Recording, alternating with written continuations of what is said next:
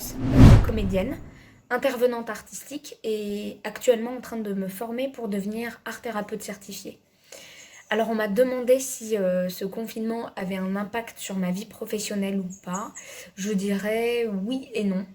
Disons que ma formation actuelle pour devenir art thérapeute se fait à distance, donc il me suffit d'avoir un ordinateur et une bonne connexion internet. Par contre, pour ce qui est des interventions, de mes stages à faire durant ma formation, là ça devient compliqué parce que ça demande de le faire en présentiel, d'avoir un public tout simplement et de pouvoir faire un suivi avec un groupe à travers des rapports humains, parce que ma formation et même mon travail en tant qu'intervenante artistique, c'est avant tout sur les rapports humains et la relation qu'on crée avec les personnes.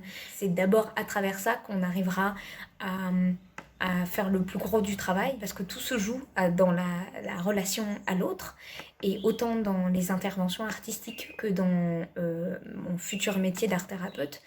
Et quand on n'a pas cette possibilité d'échange direct, disons, sans passer à travers un écran, on sent déjà les obstacles, les premiers obstacles. Donc c'est compliqué quand on veut faire ce métier pleinement, mais ça ne nous empêche pas, je pense, en tant qu'intervenant dans tous les métiers, ça ne nous empêche pas d'essayer de trouver des alternatives. Donc ça nous demande encore plus de ressources. Par exemple, moi, depuis quelques semaines, avec TIPA, l'ONG TIPA, j'ai mis en place des interventions à distance.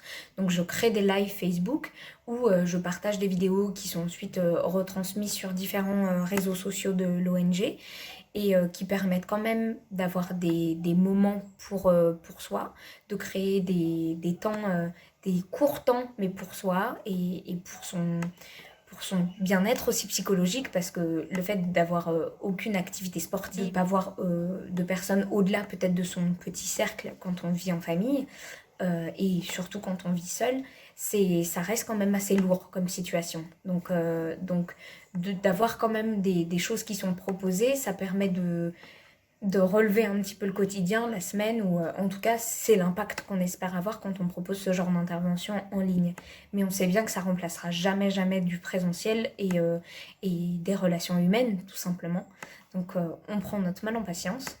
Et en tant que comédienne aussi, ça m'empêche un peu de voir, ça m'empêche de me projeter complètement, mais ça n'empêche pas les projets. Pour la plupart de mes collègues comédiens, il y a des projets qui sont juste en pause, donc qui demandent de la patience. Tout ça. Je vais avoir la chance, par exemple, de participer à une pièce qui, normalement, est prévue pour octobre.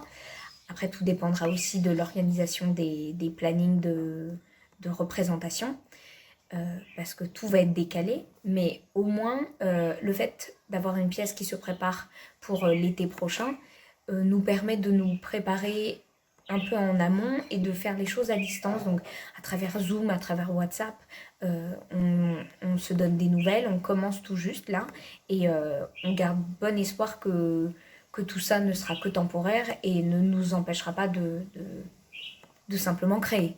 Et c'est ce qu'on espère le plus en fait.